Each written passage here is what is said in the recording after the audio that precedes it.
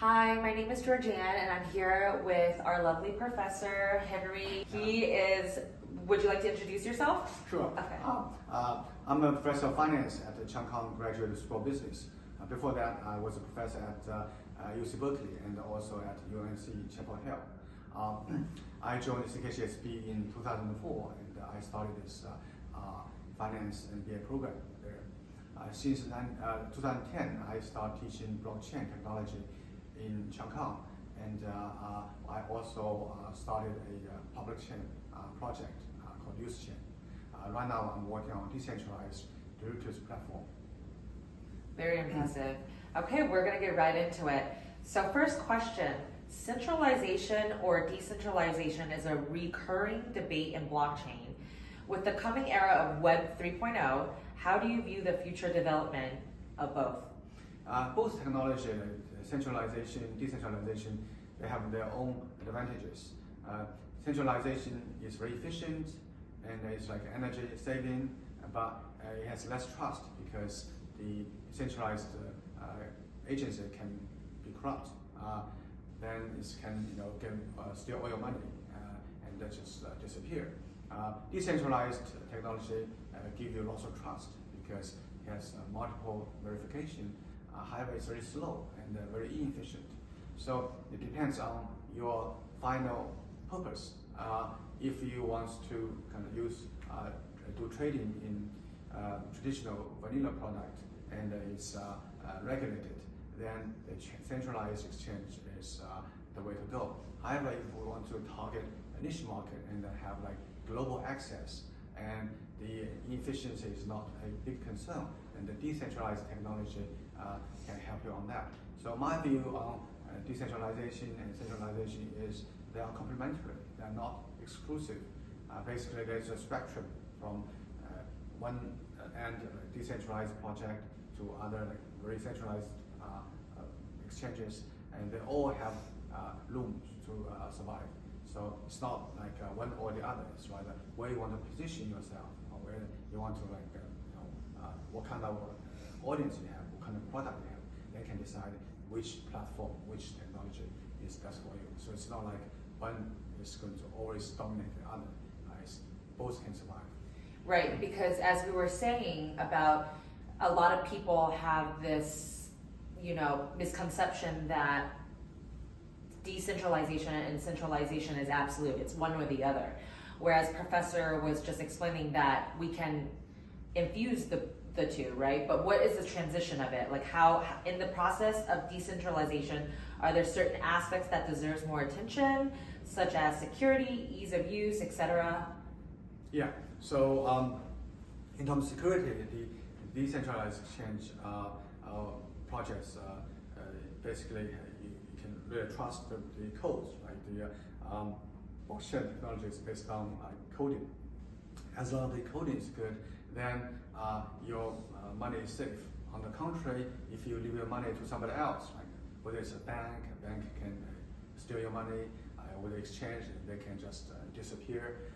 So there, the trust based on person. So it's a comparison between the trust on the coding system versus trust on an individual. So it really depends on the application. But in terms of individuals, when you put money in the kind of blockchain, then there's no barriers of language or like country or there's no there's no language barrier, no country barrier, and there's also less regulation. For example, when Russians had this war with Ukraine, and then the United States and the British, they can just freeze all the oligarchs' money in these banks. But if they have money with blockchain, with Bitcoin or Ethereum, then this money are safe. So it really depends on where you are. So they have different advantages and disadvantages. In terms of with Web3, I think the crypto can play a very important role because with these cryptos, they help you to realize your future cash flows immediately, because if people believe in your project and believe that this project will generate lots of future cash flows, then the platform token can be used as almost like a share of project that can monetize your future cash flows using the tokens. So I think the cryptocurrency will be a very important part of the Web3 projects. Great. Now, what challenges in Web 3.0 is still facing currently? What impact will these challenges have on the developments of the cryptocurrency fields? Yeah, right now it's the Web3 still does not have a killer project yet. Like in terms of applications, for example, do we have a very popular kind of Web3 game? We don't, right? Do we have all these toys and these short videos? They're all been kind of stored on Web3 systems? Not yet. Okay. And do we have AR, VR that's kind of implemented through Web3? We don't really have this technology. So what we need is lots of new infrastructure development to make it more accessible and efficient and easy to transfer. In addition, we need to find what the people need to use Web3.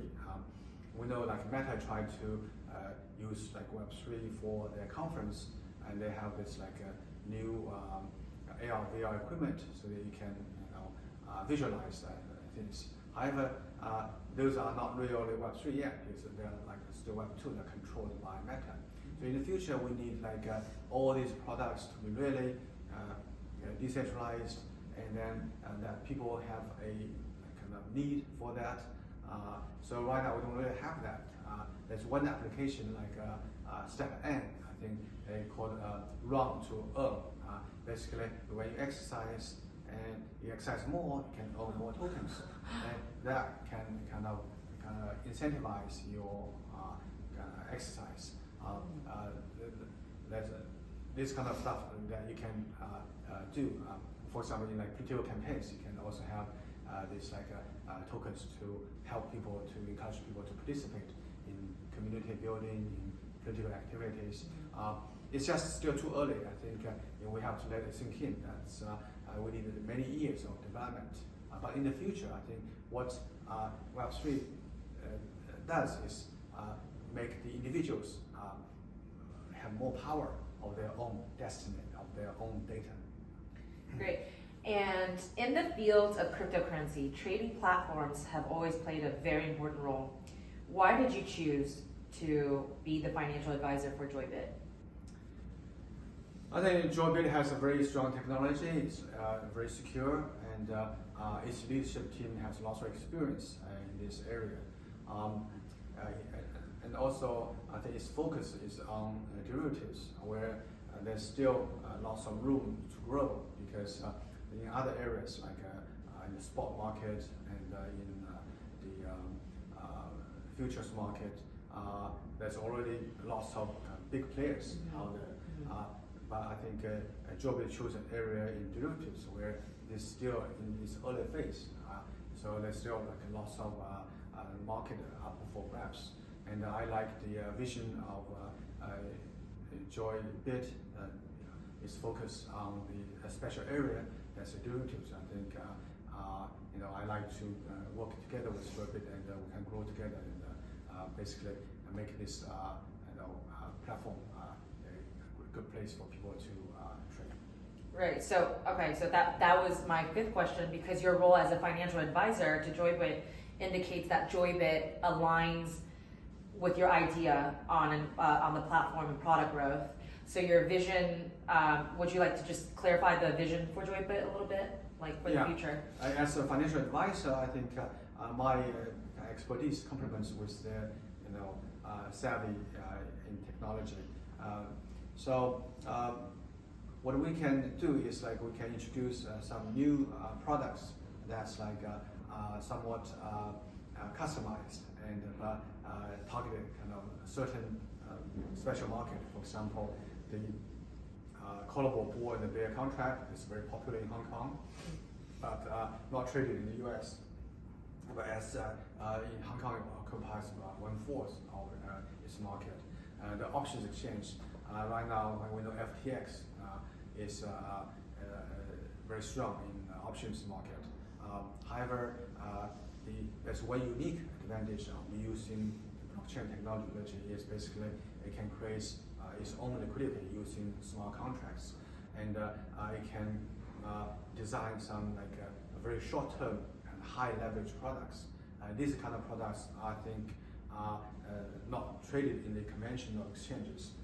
These are the areas I think Joybit can work on. So basically, in the future, we want to target small niche market with high leverages that's has not been explored in the traditional market because of regulation or because of the complexity. So what's unique about the small contracts is can be very can be used to design very customized products.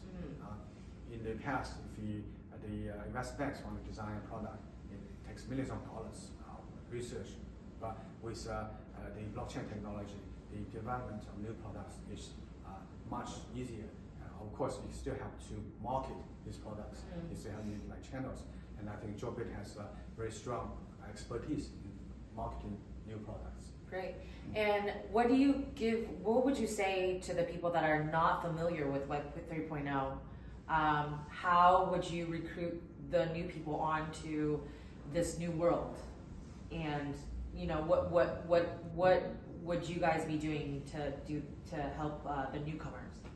Yeah, I think the first thing is right now the entry barrier is still very high because many people are not used to the wallet and to kind of control your private keys. So the first thing people who want to get into blockchain Web3 is basically to create a wallet.